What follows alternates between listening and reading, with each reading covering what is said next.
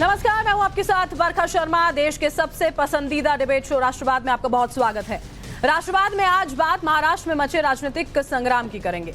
पिछले 4 दिनों से महाराष्ट्र में जो राजनीतिक ड्रामा चल रहा है उसमें आज दोनों ओर से यानी कि शिवसेना की ओर से और बागियों की ओर से तेवर कड़े हो गए हैं। आज शिवसेना में कई राउंड की बैठकें हुई। आदित्य ठाकरे ने कुछ देर पहले एक अहम बैठक की और इस बैठक में आदित्य ठाकरे के कई करीबी सहयोगी शामिल थे। करीबियों के सामने आदित्य ठाकरे ने बागियों पर जमकर हमले किए और कहा कि पहले भी गद्दार शिवसेना छोड़कर जाते रहे हैं, अभी भी जा रहे हैं। क्या कुछ कहा है, सुनिए।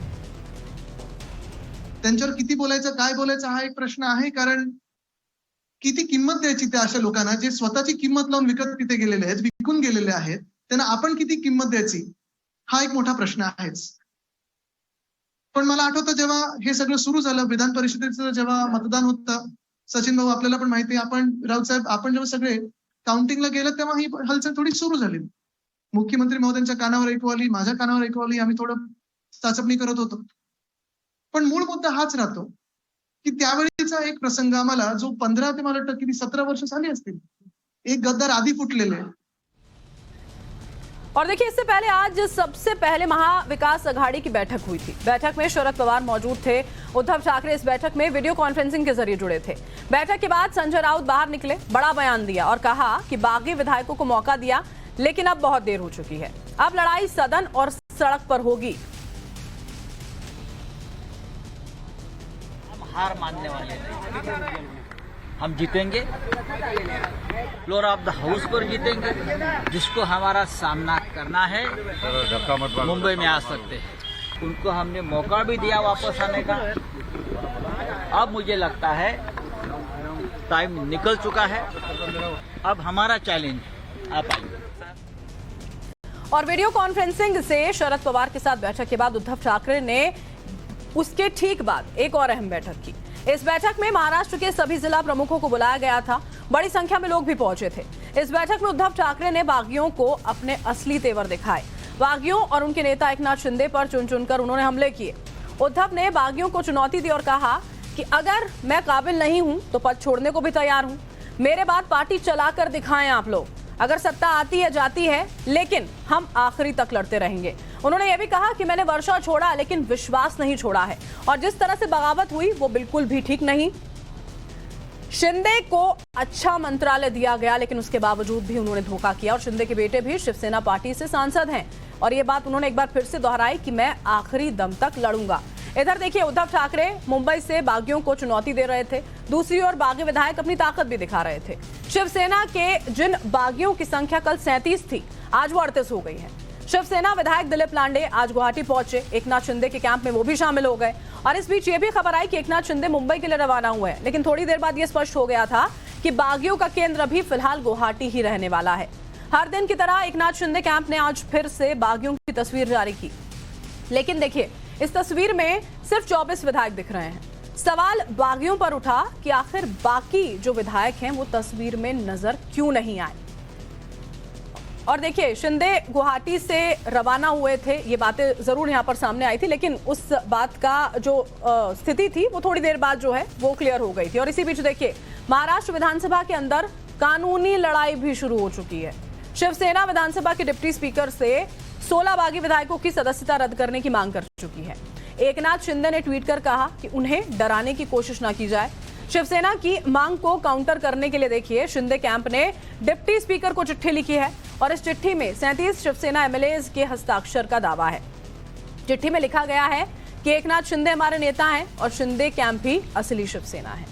अब बात देखिए, जो एक्शन हो रहा है उसकी भी करनी होगी। उद्धव ठाकरे की मांग पर विधानसभा के डिप्टी स्पीकर ने अजय चौधरी को नेता विधायक दल और सुनील प्रभु को चीफ व्हिप घोषित कर दिया। और ऐसी स्थिति में अगर 16 विधायकों की सदस्यता रद्द करने की मांग डिप्टी स्पीकर मान लेते हैं तो स्थिति क्या होगी, ये भी आप विस्तार से समझिए। देखिए, शिवसेना की बात करते हैं तो कुल बागी विधायकों की संख्या जो है वो अभी फिलहाल 38 बताई जा रही है। 16 बागी विधायकों पर एक्शन की मांग की जा रही है और अगर देखिए ये एक्शन हो जाता है तो फिर कितने विधायक बचते हैं? 22 विधायक जो हैं वो शेष यहां पर रह जाएंगे। अब आपको समझाते हैं विधानसभा की जो अभी मौजूदा गणित है वो क्या है। 287 कुल विधायक हैं, कुल सीटें हैं। अगर विधायकों को 16 विधायकों को यहां पर उनकी विधायकी चली जाती है, यानी कि उनकी सदस्यता रद्द हो जाती है, तो विधानसभा में बचेंगे 271 विधायक। बहुमत का नया आंकड़ा 136 हो जाएगा, जो कि 145 है। अब देखिए किसके पास कितने विधायक हैं, आपको बताते हैं। शिवसेना की बात करते हैं, अगर हम उद्धव गुट की बात करते हैं, 13 विधायक वहां पर बचे हुए हैं। एनसीपी की बात करते हैं, 53 विधायक वहां पर हैं। कांग्रेस के पाले में 44 विधायक हैं, 8 अन्य हैं।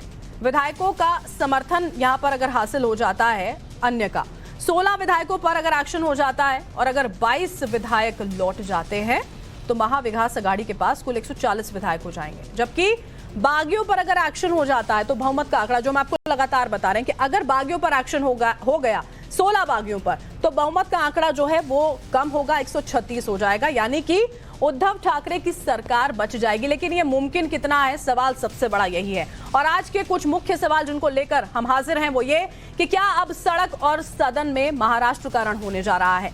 इसके अलावा सवाल ये भी महत्वपूर्ण हो जाता है कि पवार के पावर से उद्धव ने क्या तेवर बदल दिए हैं। 16 विधायकों पर एक्शन होता है तो क्या शिंदे की टेंशन बढ़ेगी। महाराष्ट्र में शिंदे के बॉस की एंट्री आखिर बाकी है। महाराष्ट्र की लड़ाई कोर्ट में जाने की नौबत अब तक आ चुकी है। ये तमाम सवाल हैं, देखिए।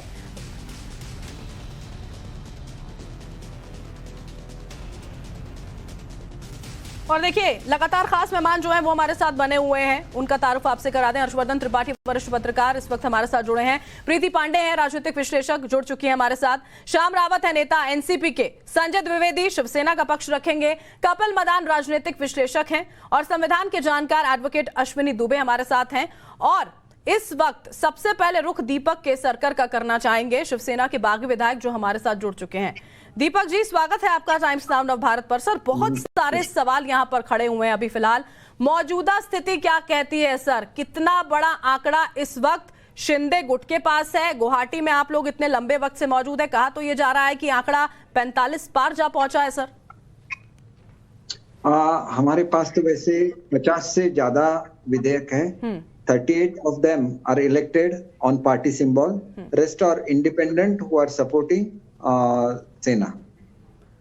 तो आप निर्दलियों के साथ में आप ये कह रहे हैं कि 50 प्लस आपकी पूरी की पूरी संख्या यहाँ पर हो गई है। सर, एकनाथ शिंदे सुबह गुवाहाटी के होटल से बाहर निकले थे, उसके बाद वापस लौट आए, क्या कुछ चल रहा है सर?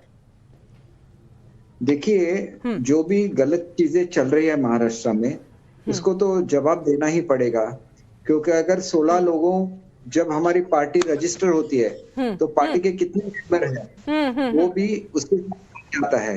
अगर समझे 56 की पार्टी थी हमारी स्ट्रेंथ हाउस में, तो 16 लोग उसको कैसे बदल सकते हैं? जिन्होंने पार्टी का नेता चुनने के लिए खत दिया उसमें सिर्फ 16 के हस्ताक्षर है। और जिन्होंने ये मोशन मूव किया था और जिन्होंने इसको सेकंड किया था, उन दोनों ने एफिडेविट किया है कि ये हमसे जबरदस्ती लिखवाया गया था। तो ये मोशन ही डाउट में आ जाता है। दूसरी चीज ये है कि जो डिसीजन स्पीकर ने दिया है उसको हम लोग कोर्ट में चैलेंज कर रहे हैं। तीसरी बात यह है कि स्पीकर पे ही शायद नो कॉन्फिडेंस मोशन आ रहा है, वो भी सबमिट किया है। अगर वो नो कॉन्फिडेंस मोशन आ जाता है तो उसके दौरान वो कोई डिसीजन नहीं ले सकते। देखिए, जल्दी जल्दी सब डिसीजन ले जा रहे हैं जो लोकशाही के हित में तो नहीं है और वो इलीगल भी है। अब 22 तारीख को एक खत निकालते हैं और 22 को ही शाम को 5 बजे तक मीटिंग बुलाते हैं।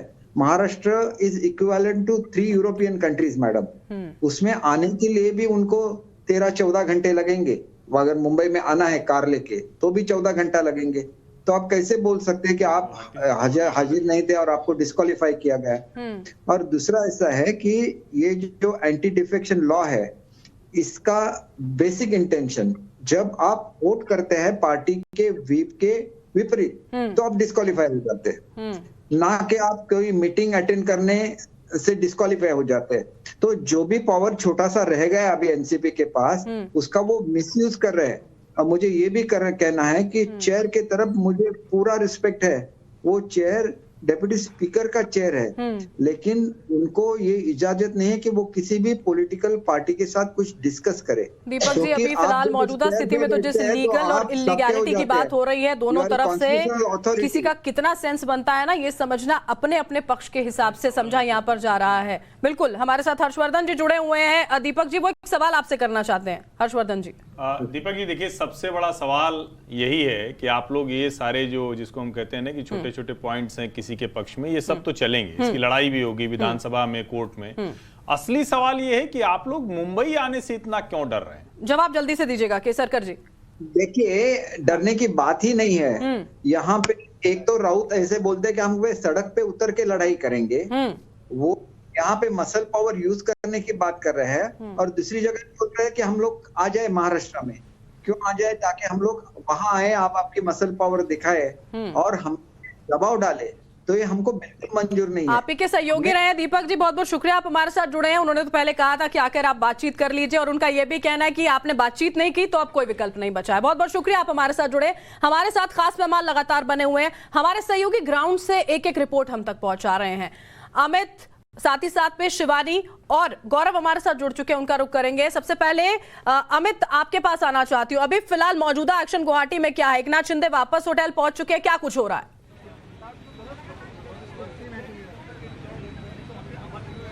देखिए, एकनाथ शिंदे निकले थे करीब 1 बजे के आसपास होटल से, और मुझे लगता है गुवाहाटी आने के बाद ये पहला मौका था। करीब 48 घंटे के बाद वो यहाँ से बाहर निकले और वो सीधे 3 घंटे के बाद वापस आए, और उन 3 घंटे में कहाँ गए, किससे मिले? आप एक कह सकते हैं कि गुप्त बैठक हुई है कहीं पर जिनसे मिलना था, और वो ऐसे व्यक्ति से मिलना था जो कि शायद ये इस होटल में नहीं आ सकते थे, तो वो उन्होंने मुलाकात की। हालांकि बहुत सारे स्पेकुलेशन चला कि वो मुंबई जा रहे हैं, दिल्ली जा रहे हैं, लेकिन टाइम्स ऑफ नवभारत ने ये जानकारी सबसे पहले दी थी कि वो कहीं नहीं जा रहे हैं बल्कि गुवाहाटी में है। तो यहाँ पर जो है आंकड़े जो हैं, देखिए, अगर आप कहें कि महाराष्ट्र के सियासत का चैप्टर 1 कंप्लीट हो गया है, जो आंकड़े थे 37 आपने हासिल कर ली, और इसके बाद अब उसको नंबर को बढ़ा रहे हैं। अब शुरू हुआ चैप्टर 2, जिसके तहत आपको विधानसभा में जो विधायक दल है उसका नेतृत्व चाहिए, और उसमें एक शिवसेना के जो पार्टी के तौर पर आपको मान्यता चाहिए, और इसके बाद राज्यपाल के पास आप जाएंगे, तो उसको लेकर एक बैठक होने वाली है, जो कहा जा रहा है कि थोड़ी देर में बैठक शुरू होने वाली है एकनाथ शिंदे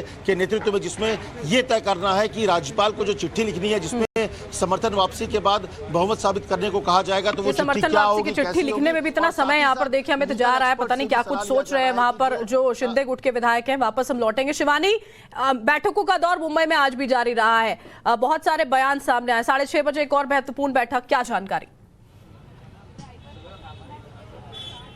बिल्कुल, फिलहाल हम खड़े हैं सेना भवन के सामने, तो वहीं की जानकारी मैं आपको दे दूं कि अभी भी अगर आप तस्वीरों के जरिए देखेंगे तो बैरिकेडिंग लगी हुई है, पुलिस यहां पर बरकरार है। हालांकि सीएम उद्धव ठाकरे का संबोधन हो चुका है, उनकी मीटिंग हो चुकी, भले जिन्होंने वीडियो कॉन्फ्रेंसिंग के जरिए ज्वाइन की। आदित्य ठाकरे ने भी संबोधित किया, लोगों को साफ साफ कहा कि जिन्हें हमने गले लगाया, आगे बढ़ाया, सर पे बिठाया, उन्हीं लोगों ने हमें धोखा दिया है। हालांकि अब इसके बाद 7:30 बजे सीएम एक बार फिर से बातचीत करने वाले हैं, एक बार फिर मीटिंग करेंगे। जो परिषद होती है, कॉरपोरेशन होती है, म्यूनिसिपल कॉरपोरेशन, तो महाराष्ट्र भर में जितनी भी म्यूनिसिपल कॉरपोरेशन है, उसके जो व्यक्ति हैं, उसके जो प्रेसिडेंट्स हैं, चीफ्स हैं, उन लोगों से बातचीत की जाएगी। क्योंकि बता दें कि कुछ दिनों बाद ही महाराष्ट्र के अंदर भी बृहन मुंबई म्यूनिसिपल कॉरपोरेशन के इलेक्शंस होने हैं, तो उसमें भी 25 सालों से मुंबई के अंदर खास तौर पर शिवसेना रही है, थाने के अंदर 30 सालों से शिवसेना रही है, तो शिवसेना अपने हाथों से म्यूनिसिपल कॉरपोरेशन नहीं देना जाने चाहती होगी। इसी की वजह से मैं कहूंगी कि फिलहाल ये जो शाम की 7:30 की बैठक है, ये यहाँ पर बुलाई गई है, ठीक है, हो जाती है, क्योंकि बिल्कुल अभी जितने दिन बचे हैं, चाहे जो भी परिस्थिति अभी यहाँ पर चल रही हो, अपना काम यहाँ पर जारी है, ये दिखाने की भी एक कवायद यहाँ पर है। गौरव भी हमारे साथ जुड़े हुए हैं। गौरव, बैठकों का दौर जारी है, गुवाहाटी में हलचल तेज है, मुंबई में बहुत कुछ हो रहा है, और अब रुख जो एकदम से बदल गया है शिवसेना के नेताओं का जो मुंबई में मौजूद है, वो वाकई में हैरान करने वाला। देखिए, हैरान इस वजह से कर देने वाला है कि कहीं ना कहीं शिवसेना के उद्धव कैंप को लगता है कि उनके पास अब अपने विधायकों को मनाकर वापस लाने का कोई रास्ता बसता नहीं है। और अभी हम जहां पर मौजूद हैं, वाई बी चौहान सेंटर, यहां पर कुछ महत्वपूर्ण बैठकें हुई। आज शरद पवार से मिलने के लिए शिवसेना नेता संजय राउत पहुंचे थे, अनिल देसाई पहुंचे थे, और उसके बाद संजय राउत ने मिलकर जो बाहर निकले तो उनका रुख और अंदाज बदला बदला नजर आया। वो संजय राउत जो इससे पहले 2 दिनों तक निवेदन करते हुए नजर आ रहे थे, उन्होंने सड़क पर लड़ाई लड़ने का जो है एक मंत्र सा दे दिया, और उन्होंने कहा कि हम हमारे साथ शरद पवार, एनसीपी, कांग्रेस सभी मौजूद हैं। इसके बाद यहाँ पर अजीत पवार आए, डिप्टी सीएम, और उन्होंने कहा कि सरकार को कोई खतरा नहीं है, सरकार अभी भी है और जो नाराजगी विधायकों की है वो शिवसेना के विधायकों की है और शिवसेना उसे दूर कर लेगी। लेकिन अभी भी उनका ये भी कहना था कि जिस तरह के आरोप एकनाथ शिंदे ग्रुप की तरह से लगाए जा रहे हैं, अजीत पवार ने कहा कि उन आरोपों में कोई दम नहीं है, जिसके पास जो मंत्रालय है सबको अपने अपना काम करने की छूट थी। अब सवाल ये है कि जिस तरीके का तेवर और लगातार एकनाथ शिंदे के सवाल जो बहुत ग्रुप है, सारे उनके हैं जो गौरव, आरोप हैं, जिनके उनके जवाब दावे हैं, देने उन के लिए दावों को शिवसेना कभी कभी राजी नजर आती है और कई बार अपने मन मुताबिक जो जवाब दिए जा रहे हैं वो उसको परेशानी की स्थिति में ही डालने वाला है। कुछ बेहतर तो होने वाला है नहीं। बहुत बहुत शुक्रिया आप तीनों का ही, आप हमारे साथ जुड़े। हमारे खास मेहमानों का रुख कर लेते हैं यहाँ पर। सबसे पहले संजय द्विवेदी जी, आप ही के पास यहाँ पर आना चाहती हूँ। सर, संजय राउत कह रहे थे सत्ता आएगी जाएगी कोई बात नहीं, प्रतिष्ठा बनी रहनी चाहिए, लेकिन अब तो सड़क पर, सदन पर कानूनन लड़ाई को तैयार हो गए। ऐसा कौन सा पावरफुल मंत्र दे दिया गया है, कौन सी पावरफुल पावर यहाँ पर पवार साहब ने दे दी है साहब आपको? बरखा जी, मैं बराबर एक बात बोल रहा हूँ, सरकार कहीं नहीं जाएगी, ना सरकार जानी है, बिल्कुल स्पष्ट आप समझ लीजिए, सरकार कहीं नहीं जाएगी। जो ये काम हुआ है, लोग काम कर रहे हैं, उनका फिर तीसरी बार महाराष्ट्र की जनता देखेगी उनका कैसे किस तरह से उनको मुंह की खानी पड़ी। मैंने एक बात कही, अगर शिंदे जी कहते हैं मैं बाला साहब का सैनिक हूँ, तो बाला साहब ने हमेशा एक बात कही थी कि जो बागी हो। संजय जी, आपके ऑडियो में थोड़ा सा इशू यहाँ पर आ रहा है, उसको दुरुस्त कर लेते हैं वापस, फिर हम आपके पास लौटेंगे, आप अपनी बात को पूरा कीजिएगा। थोड़ा सा ऑडियो को यहाँ पर इशू जरूर आ रहा है। हमारे साथ हर्षवर्धन त्रिपाठी जुड़े हुए हैं, साथ में प्रीति पांडे भी हैं। प्रीति, ये बात आपने सुनी यहाँ पर संजय द्विवेदी की, अभी भी वो इस बात को लेकर कॉन्फिडेंट है कि सरकार बचने वाली है, और अभी जो ये बदला हुआ रुख नजर आता है, चाहे वो आदित्य ठाकरे हो, उद्धव ठाकरे हो, संजय राउत हो या शरद पवार। बरखा जी, 2 दिन पहले का स्टेटमेंट याद करिए, कितने सरल स्वभाव में विनम्र तरीके से एमएलएस को वापस बुलाया जा रहा था। ये कहा जा रहा था कि गुवाहाटी से पहले जिसको भी जो बात करनी है मुंबई आके बात करें। और आज का तेवर आप ये देखिए कि मैं पार्टी का पद छोड़ने के लिए तैयार हूं, लेकिन मेरे बाद पार्टी चला के दिखाओ। मतलब वो जो गुरूर और अहंकार है, मुझे समझ में नहीं आ रहा है कि जब आप, मतलब आज अगर ये बात आप बोल सकते हैं जब आपके खुद के एमएलए आपको हर दूसरे दिन, हर 2 घंटे पे एक चिट्ठी लिख रहे हैं जिसमें ये अपनी शिकायतें लिख रहे हैं और ये कह रहे हैं कि गठबंधन के बाद एनसीपी के एमएलए और कांग्रेस के एमएलए को जो तवज्जो दिया जाता वो हमें नहीं दिया जाता था, घंटों में बिठा के रखा जाता था। आदित्य ठाकरे अयोध्या जाते हैं, हमें फोन करके मना किया जाता है। और जो जनता की आप बात कर रहे हैं, मुझे तो अब समझ ही नहीं आ रहा है कि जब महाराष्ट्र की आप बात कर रहे हैं बरखा जी, तो मैं कहां से शुरू करूं? मैं पालघर से शुरू करूं, या मैं किसी अभिनेत्री के घर बुलडोजर चलाने वाला किस्सा आपको याद दिलाऊं, या पत्रकारों को तंग करने का किस्सा आपको याद दिलाऊं, या मनसुख हिरेन, आपको याद होगा कि मनसुख हिरेन की किस तरीके से हत्या, और वो हत्या के पीछे जिन लोगों का नाम आया, सचिन वाजे को याद करिए। सचिन वाजे इनके असिस्टेंट पुलिस इंस्पेक्टर थे, जिसकी बहाली मुंबई पुलिस कमिश्नर का स्टेटमेंट अगर आप याद करेंगे तो उन्होंने ये कहा कि मुझ पे दबाव डाला गया गृह मंत्रालय से। क्या ऐसा दबाव की जरूरत थी? आपको इस तरह के लोगों को वापस लाना पड़ा जिनके ऊपर बहुत सारे केस है। आपके खुद के गृह मंत्री 100 करोड़ की उगाही कराते हैं। आप ये तो सोचते कि आप गृह मंत्री किसको बना रहे हैं? तो जनता तो बहुत नाराज है आपसे। ये संदेश जो पहुंच रहा है उसका कितना असर होने वाला है, ये भी अपने आप में बहुत बड़ा सवाल होगा। कपिल मदान जी, राजनीतिक विश्लेषक हैं सर, आप बताएं जरा, ये जो मौजूदा स्थिति है जिसमें शिवसेना के एक कर विधायक जो है वो नाक के नीचे से निकल जा रहे हैं, और उसके बाद भी इतना कॉन्फिडेंस पार्टी में बचा हुआ है कि सरकार बची रहेगी, कुछ नहीं होगा। देखिए, मैं आपको जो हमारे कॉन्स्टिट्यूशन की कार्य प्रणाली है मैं आपको वो बताता हूँ। अगर ये गवर्नर को लगता है कि ये सरकार माइनॉरिटी में जा चुकी है, तो गवर्नर साहब चीफ मिनिस्टर साहब को एक चिट्ठी लिख के बोल सकते हैं कि आप अपना फ्लोर टेस्ट कराइए और आप प्रूव कीजिए कि आपकी सरकार मेजॉरिटी में है, या आपकी सरकार के पास मेजॉरिटी नहीं है। आज की जो स्थिति है, अब आपने ही अभी अपने नरेशन में बताया शो की शुरुआत के अंदर की जो पिक्चर डाली गई वहां पे गुवाहाटी के अंदर, असम के अंदर, वहां पे 24 एमएलए दिख रहे हैं। अगर जो शिंदे कैंप है, अगर शिंदे कैंप के पास नंबर है, अगर बीजेपी को भी अगर आप साथ छोड़ दें तो वो नॉन कॉन्फिडेंस मोशन मूव करें कोर्ट में, सॉरी फ्लोर पे। तो आप आज की जो स्थिति है, आज की स्थिति में एक चीज बड़ी साफ दिखती है, अगर शिंदे कैंप के पास नंबर हैं और अगर वो नंबर होने के बावजूद भी नो कॉन्फिडेंस मोशन नहीं प्रूव कर रहे या सरकार का क्लेम बनाने के लिए स्टेक नहीं कर रहे हैं, तो इससे क्या दर्शाता है? एक ही चीज दर्शाती है कि जो ये हल्ला गुल्ला और ये जो शोर मचाया है, देखिए ये बात सही है कि उस कैंप में कुछ बागी विधायक हैं, इस बात से नकारा नहीं जा सकता, बट अल्टीमेटली जब आप डेमोक्रेसी की बात करते हैं तो सरकार बनाने के लिए आपको आंकड़े चाहिए। अगर आपके पास आंकड़े हैं तो आप फ्लोर पे आइए, और अगर आप फ्लोर पे आके अपने आंकड़े और अपनी मेजॉरिटी या दूसरे की माइनॉरिटी आप नहीं सिद्ध कर पा रहे हैं, तो ये आप मतलब मेरा कहना ये है, तो ये सिर्फ एक गर्मी की छुट्टियों का जो 5-7 दिन 8 दिन 10 दिन चलिए आप टेक्निकलिटी समझा रहे हैं सर यहाँ पर, लेकिन ये जो कॉन्फिडेंस है उसको लेकर भी बात यहाँ पर करनी होगी। वापस मैं आपके पास लौटूंगी। हर्षवर्धन सर कह रहे हैं बार बार, दीपक केसरकर भी अभी जुड़े थे, आपने खुद सुना सर कि 50 से ज्यादा विधायक है हमारे पास, तो इतने दिन बीत गए, इंतजार किसका हो रहा है अभी? मतलब अगला कदम उठाने में कौन सा संशय, कौन सी परेशानी हो रही है? देखिए, पहली बात तो ये कि कोई अगला कदम उठाने से रुका नहीं है, और चूंकि ये जो खास करके जब हम कहते हैं कि विधानसभा के भीतर का मसला हो और उसके बाहर से तय किया जाता है, तो उसमें कई ऐसे तकनीकी मामले होते हैं। सीधे तौर पर भारतीय जनता पार्टी भले न दिखे या दिखने की कोशिश न करे, लेकिन सच ये है कि भारतीय जनता पार्टी इसको पूरी तरह से पकाकर तब खाना चाहती है, क्योंकि पहले भी वो एक तरह से कहें कि उनको बहुत बड़ा धोखा हुआ था जब वो मुंह अंधेरे चले गए थे सत्ता के लालच में और अजित पवार के साथ सरकार बना ली थी। अभी का संकट आप समझिए, ये पहली बार हो रहा है महाराष्ट्र में कि एकनाथ शिंदे या कोई भी ऐसा नेता, उसकी अगुवाई में सड़क पर होर्डिंग और पोस्टर लग गए।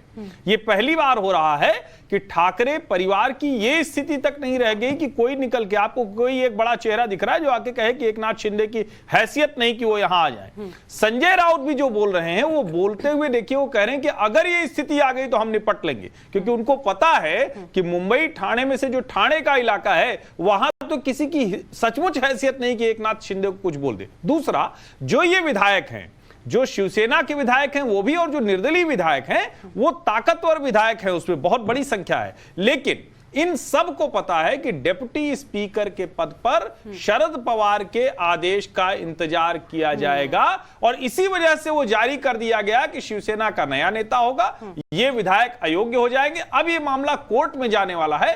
कोर्ट में जाने से पहले कागजी तौर पर, संवैधानिक तौर पर ये खेमा अपनी ताकत मजबूत कर रहा है, जिससे वो प्रामाणिक तरीके से अदालत में लड़ाई लड़ सके। ठीक है सर, कोर्ट में जाने की आपने बात की है। अश्विनी दुबे जी हमारे साथ जुड़े हुए। अश्विनी जी, आप इस पूरी की पूरी मौजूदा स्थिति को हमारे दर्शकों को समझाइएगा कि आगे क्या होगा। मैं आपके पास आऊंगी, लेकिन एक रिएक्शन श्याम रावत जी आपसे लेना चाहती हूं। एनसीपी कांग्रेस समर्थन कर रही है पूरी तौर से शिवसेना का कि हम साथ खड़े हुए, उनके तो खुद के ही विधायक नहीं है साहब। वो विधायक, अगर हम दिलीप लांडे की बात करते हैं, अभी वो उनके साथ मौजूद थे जब उन्होंने ये भावुक स्पीच दी थी, अब वो वहां पर आज जाते हैं, विक्ट्री साइन दिखाते हैं, खुशी मनाते हुए नजर आते हैं।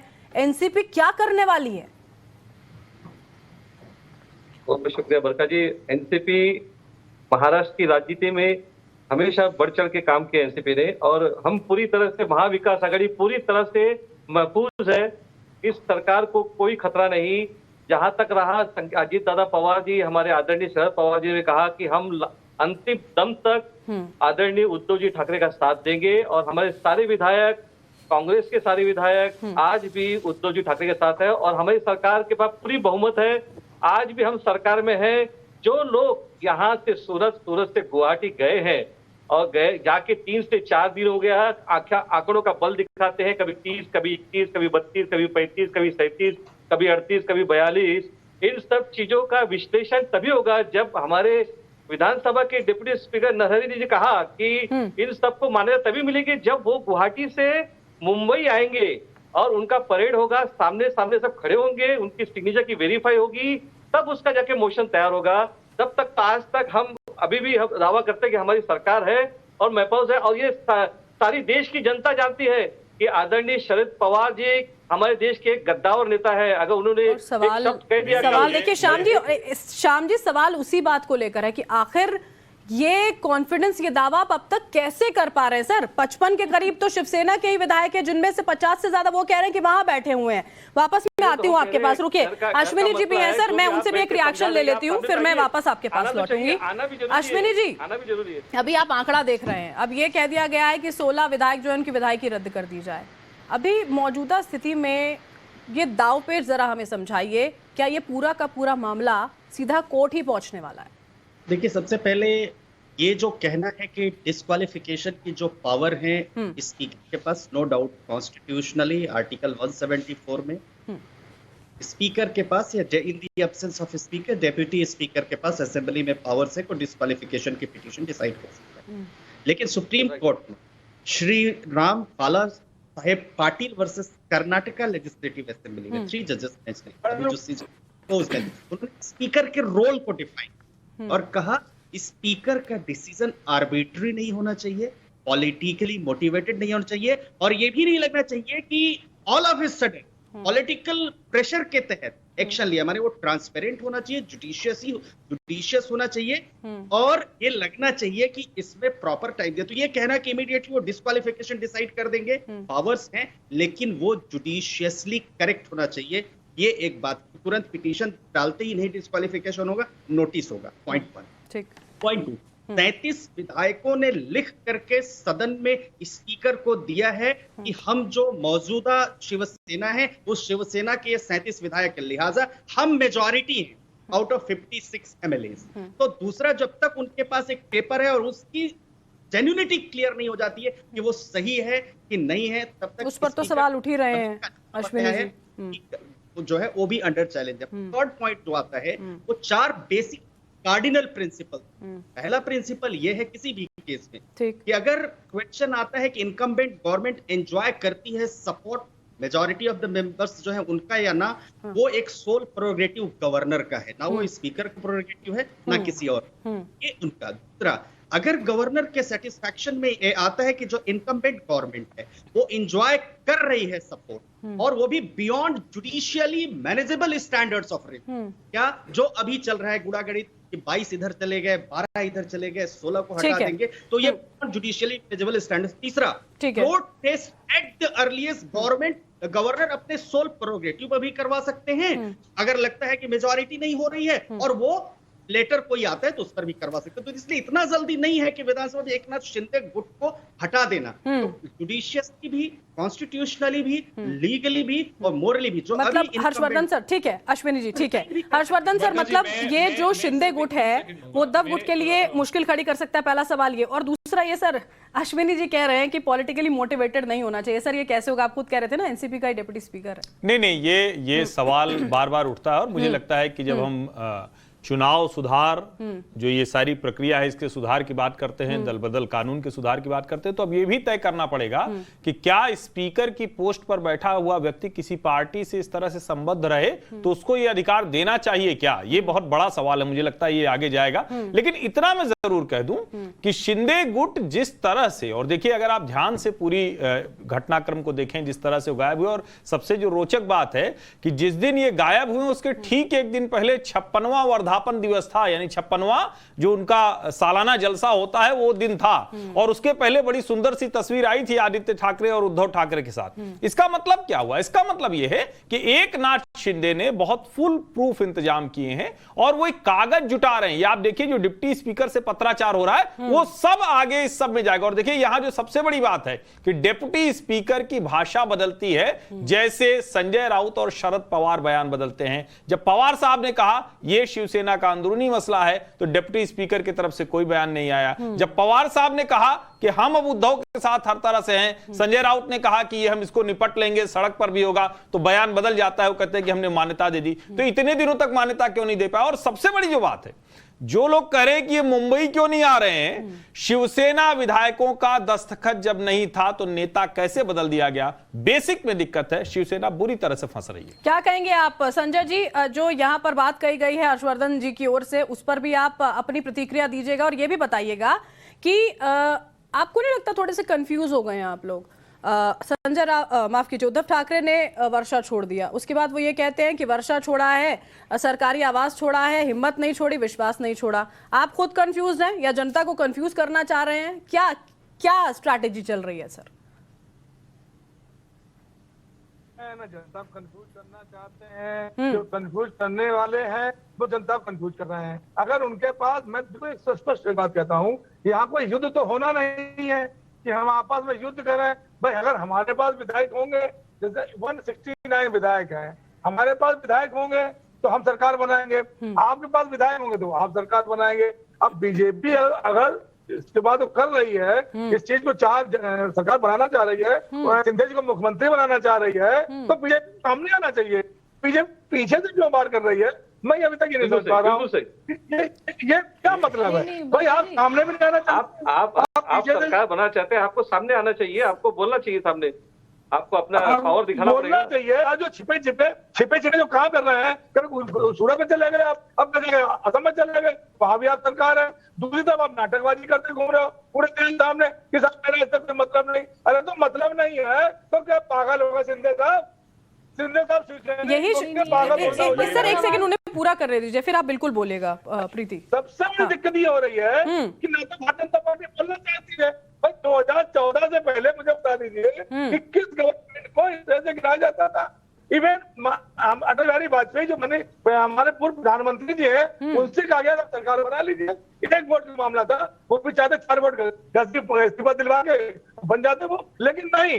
लेकिन यही तो आज जो हमारे प्रधानमंत्री माननीय मोदी जी के शायद अलावा किसी ने शपथ नहीं ली, दंडवत प्रणाम करके माननीय मोदी जी ने। संजय जी, मैं आपकी हमने बात सुनिए, प्रीति आपको जवाब देना चाहती हूँ और प्लीज थोड़ा ये टेक्निकल ग्लिच अगर आप दुरुस्त कर पाए। प्रीति, एक बड़ा सिंपल सा सवाल है बरखा जी, मतलब अभी तक पूरा देश ये जानता है कि महाराष्ट्र के सीएम श्री उद्धव ठाकरे जी ही हैं, ना उन्होंने अभी पेपर डाला है, ना सरकार गिरी है। तो ऐसा क्या इमोशनल कार्ड आपको खेलना था कि रातों रात आपको वर्षा छोड़ के मातोश्री में शिफ्ट होना पड़ा?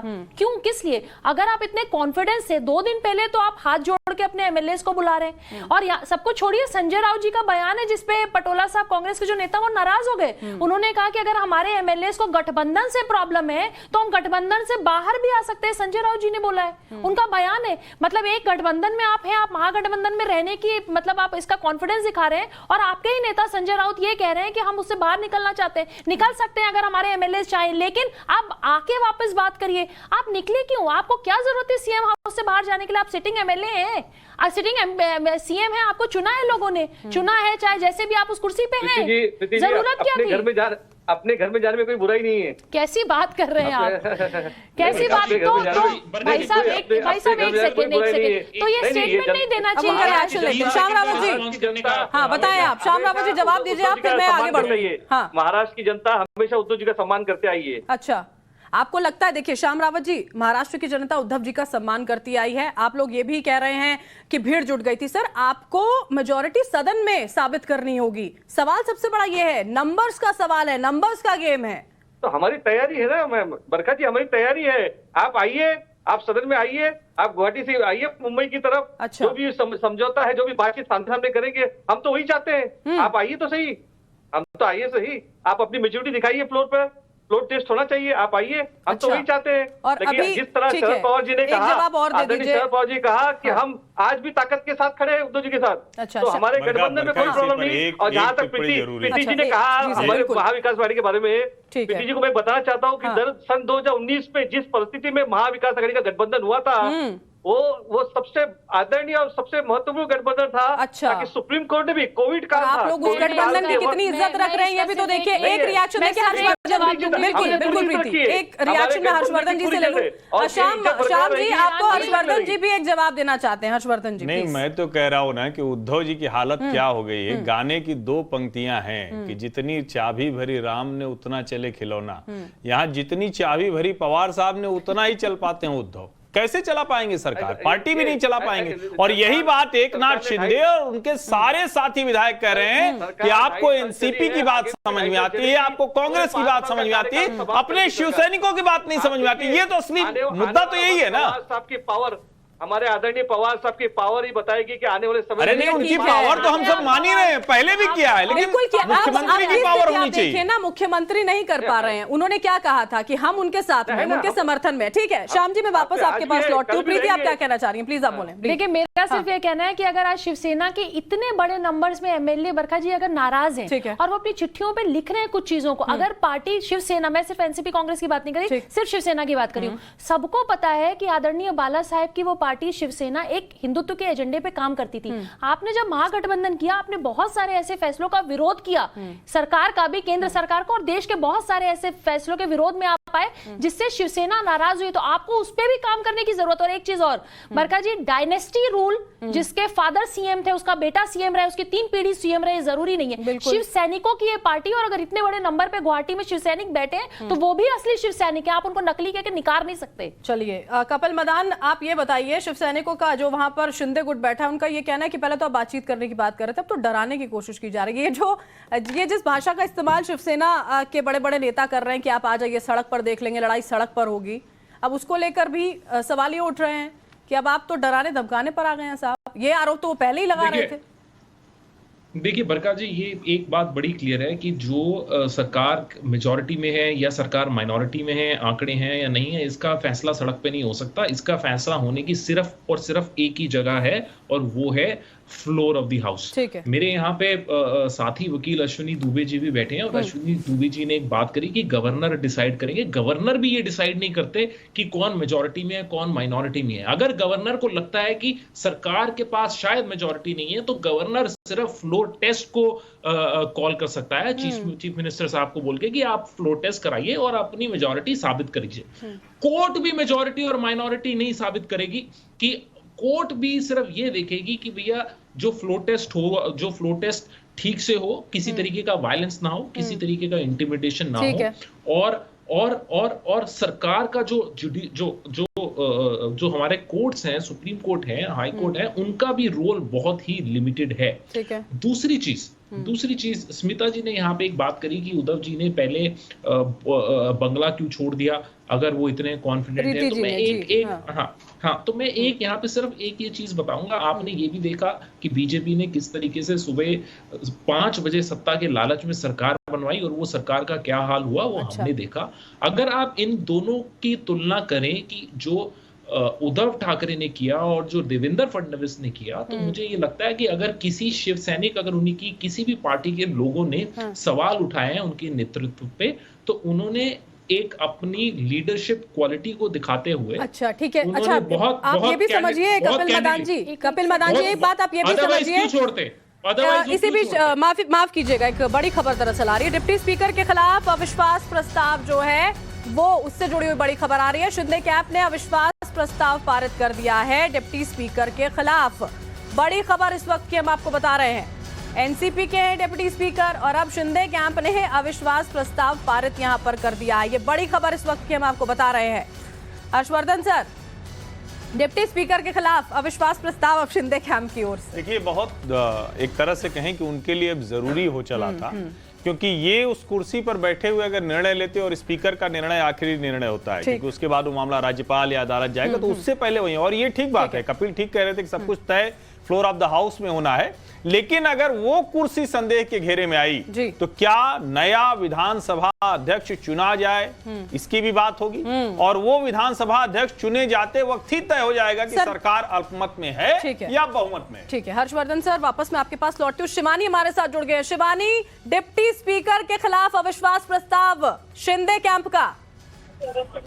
जी बिल्कुल, देखिए महाराष्ट्र विधानसभा उपाध्यक्ष नरहरी झिरवल के खिलाफ जो है एकनाथ शिंदे का जो समूह है पूरा, उन्होंने अविश्वास प्रस्ताव दायर किया है। 22 जून को दायर किया गया था ये प्रस्ताव। इसकी वजह, जब तक नरहरी के ऊपर अविश्वास प्रस्ताव पर जब तक कोई फाइनल फैसला नहीं आ जाता, तब तक नरहरी झिरवल जो है वो एकनाथ शिंदे का जो पूरा समूह है विधायकों का, उनको निलंबित करने का कोई भी फैसला नहीं ले सकते। अगर आपने ध्यान दिया हो तो जो आंकड़े थे वो बढ़ते चले जा रहे थे कि इन सभी को डिस्क्वालीफाई कर दिया जाए, निलंबित कर दिया जाए, लेकिन उसके ऊपर ही ऐसा कुछ ना हो, इसीलिए तुरंत ही अविश्वास प्रस्ताव दायर किया गया है। बता दें क्योंकि सरकार के अलायंस में एनसीपी भी शामिल है और ये जो डिप्टी स्पीकर हैं ये एनसीपी पार्टी से ही आते हैं। इसी के आधार पर जो है अविश्वास प्रस्ताव जो है उनके खिलाफ में दाखिल किया गया। बिल्कुल शिवानी, और यही वजह है कि शायद इंतजार किया जा रहा है। जिस तरह से हर्षवर्धन जी यहाँ पर कह रहे थे कि सारे कागज पत्तर सारी की पूरी जो तैयारी है वो पुख्ता यहाँ पर शिंदे गुट कर लेना चाहता है शिवानी, ताकि आगे किसी तरह की कोई समस्या ना हो। बिल्कुल, देखिए यहाँ पे कोई भी रास्ता अपने लिए जो है एकनाथ शिंदे मुश्किल भरा नहीं करेंगे। वो जानते हैं कि जितनी सियासत उनको पता है उतनी ही सियासत ठाकरे परिवार को भी पता है, इसलिए वो अपनी तरफ से भी जो कानूनी प्रक्रिया कर सकते हैं वो पूरी करेंगे। ठीक है शिवानी, बहुत बहुत शुक्रिया आपका। अश्विनी जी, अविश्वास प्रस्ताव जो है वो पेश कर दिया गया शिंदे गुट की ओर से। अब इस मौजूदा स्थिति में क्या कुछ आगे हो सकता है? इसीलिए क्योंकि जो स्पीकर हैं, स्पीकर की जो इम्पार्शियलिटी है, स्पीकर का जो डिसीजन मेकिंग पावर है और स्पीकर जो डिसीजन लेंगे उसकी वेरासिटी को चैलेंज किया शिंदे कैंप। यहाँ पर कपिल मदान जी ने एक बात कही, फ्लोर ऑफ द हाउस में ही सब कुछ तय होता है। कपिल मदान का कांग्रेस प्रेम कभी कभी झलकने लगता है, कितना भी आप राजनीतिक विश्लेषक का चोला पहना करके बिठा लीजिए, फ्लोर ऑफ द हाउस में तय होगा। परंतु अगर गवर्नर को लगता है कि मैनेजेबल सीट्स नहीं है तो फ्लोर वो 174-1 में कभी भी टेस्ट के लिए बुला सकते हैं। ये गवर्नर की पावर सुओ मोटो भी है और किसी भी पॉलिटिकल पार्टी के रिक्वेस्ट करने पर भी है। ठीक है। पॉइंट नंबर 2, एक बड़ा डिस्क्वालिफिकेशन का कार्डिनल प्रिंसिपल है, वो ये है या तो रिसिग्नेशन हो या व्हिप को वायलेट किया हो या किसी पॉलिटिकल पार्टी को ज्वाइन किया। तो शिंदे कैंप के किसी एमएलए ने ना तो रिसिग्नेशन दिया है ना ही किसी दूसरी पार्टी को ज्वाइन किया। वो शिवसेना पार्टी के खिलाफ भी नहीं बोल रहे, वो शिवसेना में है, और ना ही व्हिप अभी तक कोई जारी हो, क्योंकि जैसे ही व्हिप जारी होगी फ्लोर ऑफ द हाउस पर फिर बात आ जाएगी। इसलिए Shinde camp full proof, constitutionally भी, मैनेजेबल नंबर भी, और साथ ही साथ अभी जो स्पीकर की पावर्स थी डिस्क्वालिफिकेशन की उसको भी चैलेंज किया। अब स्पीकर कौन डिसाइड करेगा? प्रोटेम स्पीकर डिसाइड होगा। सब्जेक्ट टू, अगर मान लीजिए डिस्क्वालिफिकेशन की पिटीशन शिवसेना ग्रुप का कोई, शिवसेना लेड बाई उद्धव ठाकरे, उस ग्रुप का कोई मेंबर डिस्क्वालिफिकेशन की पिटीशन ज्वाइन करता है, साहब जो शेड्यूल 10 में ये जो डिस्क्वालिफिकेशन की क्राइटेरिया है शिंदे कैंप के इन लोगों ने उसको वायलेट किया है, तो वो वहां आएगी। तो प्रोटेम स्पीकर, और प्रोटेम स्पीकर की पावर्स है नहीं डिस्क्वालिफिकेशन को डिसाइड करने का। ये भी वो सिर्फ और सिर्फ एक दिन के लिए गवर्नर विधानसभा की कार्यवाही को देखने के लिए वहां पर बनाते हैं। तो ये सारी परिस्थितियां कुल मिलाकर अगर हम देखें तो कॉन्स्टिट्यूशनली, लीगली सबके सब Shinde camp, Shivsena led by Shinde camp के पास में है। इसलिए ये जो बातें चल रही है मैं नहीं समझता हूं, और मोरालिटी के आधार पर as a citizen of this country, as a law of student of law, मैं कहता हूं कि क्योंकि ये क्लियर हो रहा है कि फ्लोर ऑफ द हाउस की मेजॉरिटी, मतलब मेजॉरिटी इनकम्बेंट गवर्नमेंट के पास मेजॉरिटी नहीं है, तो लोकतांत्रिक प्रक्रिया का पालन करते हुए बजाय कि जबरदस्ती बैठे हुए कुर्सी पर रिजाइन करना चाहिए। Let them face, let the country see, भाई आप कॉन्स्टिट्यूशनल पोस्ट पर बैठे हुए हैं और कॉन्स्टिट्यूशन से आपको रन करना है, दादागिरी वाला सिस्टम तो है नहीं। श्याम जी क्या कहेंगे आप? देखिए अब आप क्या कहेंगे, लोकतांत्रिक प्रक्रिया को अपनाना है या अभी भी इसी बात पर अड़े रहना है कि नहीं सब कुछ ठीक ठाक है, डिनाइल मोड में रहेंगे आप? अविश्वास प्रस्ताव भी पेश कर दिया अब तो शिंदे गुट ने। नहीं बरका जी, हम लोकतंत्र पे पूरा भरोसा करते हैं और जो भी होगा लोकतंत्र के हिसाब से होगा। अच्छा। संविधान के रूल के मुताबिक होगा। ठीक है। और हम चाहते हैं कि जो जीता वो सामने, जो हारा हो घर पे जाए, लेकिन हम चाहते हैं जब इसका फैसला हो तो सब आमने सामने तो आए। तो बात तो यही पर अटकी हुई है, नंबरों का खेल चल रहा है और नंबरों का खेल मुंबई से लेकर गुवाहाटी तक जा रहा है। क्यों नहीं गुवाहाटी से लेकर यहाँ तक आते हैं, प्रस्ताव तो जारी रहेंगे, सब जो पेपर वर्क होता रहेगा। प्रस्ताव भी हमारे डिप्टी स्पीकर के खिलाफ भी अभी शिंदे जी दे दिया है, तो इस पर तो विचार होता है और ये सिर्फ होते रहेंगे, लेकिन क्यों नहीं आते सामने? आप अपने पूरे पुख्ता नंबर्स को लेकर फ्लोर टेस्ट पे आइए। अरे वो तो दावा किए जा रहे हैं सर, आपके सामने जा रहे हैं विधायक, आपके सामने विधायक जा रहे हैं, वीडियोज आ रहे हैं, फोटोज आ रही हैं, नंबर सामने है। हम अब भी नहीं मानते। अच्छा आप अब भी नहीं मानते हैं, चलिए ठीक है, ये फिर ठीक है। अब आप सर मानने के लिए तैयार नहीं है तो जबरदस्ती तो नहीं करेंगे ना हम भी आपके साथ। जिस संवैधानिक प्रक्रिया की आप बात कर रहे हैं उसी से सब कुछ आपके सामने आ जाएगा। हर्षवर्धन जी देखिए, अगर नहीं मानते तो मातोश्री लौटने की जरूरत नहीं पड़ती, और ये कोई छोटी बात नहीं है। महाराष्ट्र की राजनीति में ठाकरे परिवार का मातोश्री से निकलना और मातोश्री पहुंचना, ये दोनों बहुत बड़ी खबर होती है।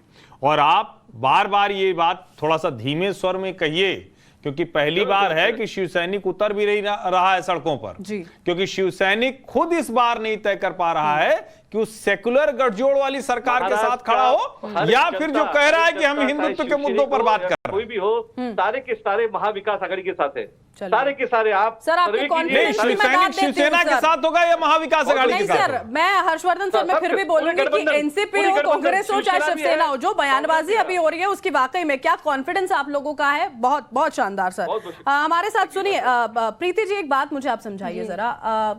यहाँ पर एकनाथ शिंदे ने कहा था, एक महाशक्ति की बात उन्होंने की थी। देखिए, बहुत जरूरी हो जाता है उसका डिस्कशन करना। तो आपको लगता है वो महाशक्ति अभी पीछे छुपी हुई है, थोड़ा सा और इंतजार है, बहुत जल्दी सामने आ जाएगी और फिर शायद सब कुछ ठीक हो जाए? देखिए, मुझे लगता है कि इस बार मतलब ये कानून बातें आप लोगों ने की, अगर जनता को समझाना हो, जो आपके डिबेट्स देख रहे हो, बहुत सिंपल सा है। जिसके पास आंकड़े हैं, जिसके पास एमएलए हैं, जिसके पास नंबर है, सरकार उसी की बनेगी। और कहीं ना कहीं कॉन्फिडेंस कम था, इसलिए आप वर्षा से मातोश्री आए। आप टीवी पे कहते रहिए, आप डिनाइल मोड पे, नवभारत टाइम्स पे कहते रहिए चैनल पे कि नहीं नहीं हमारे तो सीएम भी है, हम बिल्कुल सब कुछ ठीक चल रहा है। भाई साहब सुन लीजिए श्याम जी, फिर आप सुन लीजिए सिटिंग सीएम का वर्षा से निकल के मातोश्री, ये मजाक नहीं है, पूरा देश आपको देख रहा है।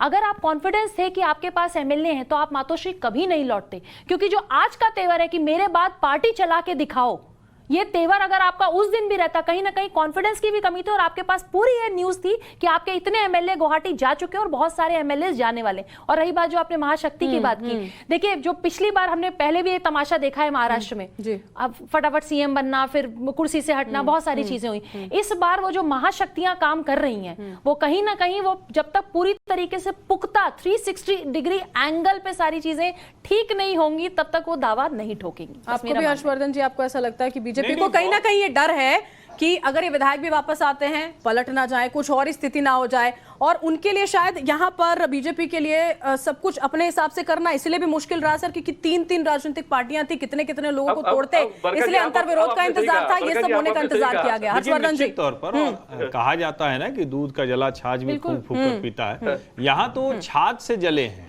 अजीत पवार जिस तरह से गए थे, अब ऐसा तो है नहीं कि अजीत पवार को भी कोई जबरदस्ती ले जाके और राजभवन में शपथ दिला देता। तो और आज अजीत पवार कह रहे हैं कि देखिए हमारी बात पे भरोसा कीजिए। जिस आदमी ने सुबह शपथ ली और 48 घंटे में उसकी ये हैसियत नहीं रह गई कि वो अपने चाचा के सामने खड़ा हो पाए, वो आदमी कह रहा है कि मेरी बात पर भरोसा करो। भारतीय जनता पार्टी निश्चित तौर पर इस सब के पीछे है, चाहे जितना डिनायल मोड में रहे, लेकिन भाजपा इसको पूरी तरह से, जिसको कहते हैं ना, क्यूरेटर के रोल में है। वो देखना ये चाह रही है कि पूरी तरह से शक्ति के तौर पर, कागज के तौर पर, संवैधानिक दायरे में पुख्ता हो जाए तो निश्चित तौर पर वो दावा करेंगे और सरकार बनाएंगे। ठीक है। क्या रावत जी, एक बात भी मुझे आप समझाइएगा कि अभी एनसीपी हो, कांग्रेस हो, शिवसेना हो, जो भी वो कर रहे हो, कुछ टाइम पहले की बात है, देखिए विजयदशमी का मौका था, करीब 2 साल सरकार के पूरे होने वाले थे, तो बहुत बड़ी बड़ी बातें कही गई थी यहाँ पर उद्धव ठाकरे की ओर से। सत्ता का लालच हो गया है बीजेपी को, चाहे कितनी केंद्र एजेंसियों को हमारे खिलाफ लगा दे, हम कुछ नहीं करेंगे, ये सरकार को आप गिरा नहीं पाएंगे, और गठबंधन तो आप भूल ही जाइए। अब आगे के वक्त में वो शिवसेना जो आपको और कांग्रेस को छोड़ने के लिए भी तैयार है, अगर वो ये कह देंगे कि हम बीजेपी के साथ जाना चाहते हैं, ये तो आने वाला, देखिए मैं फिर भी आपसे पहले भी कर चुका हूँ कि अभी तक वक्त आया नहीं। आज भी हम सरकार में काबिज है, और जैसे हमारे आदरणीय शरद पवार जी ने कहा है कि जो भी बागी विधायक है उनको हम शक्ति से निपटेंगे, और सारे कार्ड हमारे खुले हुए हैं। हम ये नहीं चाहते हैं कि, हम चाहते हैं एक सब एक टेबल बैठे, सामने आके बातचीत करें। देखिए सरकार तो कैसे चल रही कि इंटेलिजेंस आपको अब रिपोर्ट नहीं देती होम मिनिस्टर को, और शिवसेना के विधायक साफ निकल कर चले जा रहे हैं, तो कैसी सरकार आप चला रहे हैं? आपको पता ही नहीं चलता। नहीं सर, हमारी इसको लेकर चिंता में है, जोर से चल रही है, और जो कार्यकाल हमने 2.5 साल किया है, ये पूरा इतिहास में दर्ज है। नहीं, वो तो दर्ज है। देखिए कहीं भी गृह मंत्री वसूली में गिरफ्तार नहीं हुआ, किसी भी राज्य का गृह मंत्री वसूली में जेल में नहीं है। हिंदुस्तान के किसी राज्य ने नहीं किया। नहीं है, सही कह रहे हैं। सही, बिल्कुल रावत जी, किसी राज्य के पास ऐसा गृह मंत्री, पुलिस कमिश्नर से लेकर पुलिस इंस्पेक्टर तक सब उसी में। उदाहरण कोरोना में जो हमने कोरोना पे कंट्रोल किया था, वो उदाहरण महाराष्ट्र और सुप्रीम कोर्ट ने इसकी सराहना की थी। सुप्रीम कोर्ट ने इसकी सराहना की थी, और दिल्ली सरकार को, केंद्र को कहा था कि आप महाराष्ट्र के तर्ज पर कंट्रोल कीजिए। और अभी आपका ध्यान उन सारी चीजों की तरफ भी नहीं है ना सर, जो मौजूदा स्थिति महाराष्ट्र में जनता को लेकर हो, कोरोना को लेकर हो, अभी तो सब कुछ बस सत्ता से जुड़ा हुआ है। इस बात को भी आपको मानना पड़ेगा। अश्विनी दुबे जी कुछ कहना चाह रहे हैं। अश्विनी जी, पूरी तरह से एक और इम्पॉर्टेंट बात यह कहना चाह रहा हूं कि महाराष्ट्र देश का एक ऐसा राज्य बन चुका है जहां पर एक मिनिस्टर के ऊपर एनफोर्समेंट डायरेक्टरेट अरेस्ट करती है, केसेस चलते हैं, इन्वेस्टिगेशन अंडरवे है, जेल में है 2 महीने से ज्यादा समय से, फिर भी रिजाइन नहीं करते, जबकि लोक सेवक को, पटवारी, मास्टर, टीचर 24 घंटे के अंदर उनको जो है सस्पेंड कर दिया जाता है अगर अरेस्ट रहते हैं। तो मैं समझता हूं कि ये ब्रेकडाउन ऑफ कॉन्स्टिट्यूशन महाराष्ट्र में ही है। 1 नंबर 2, सेंट्रल एजेंसी जांच करती है, स्टेट एजेंसी सेंट्रल एजेंसी को जांच करने से रोकती है, जबकि संघीय ढांचा क्या कहता है कि जब कभी भी कोई प्रीमियर एजेंसी जांच करेगी तो राज्य सरकार उसमें समर्थन करेगी। वो भी हमने देखा कि जब सेंट्रल एजेंसी जांच करने जाती, तीसरा जो सीबीआई एक्ट है उसकी जो जनरल कंसेंट होती है कि स्टेट गवर्नमेंट, क्योंकि वो सेंट्रल लेजिस्लेशन, उसकी जो परमिशन है वो विड्रॉ कर ली जाती है। तो मैं समझता हूं कि ये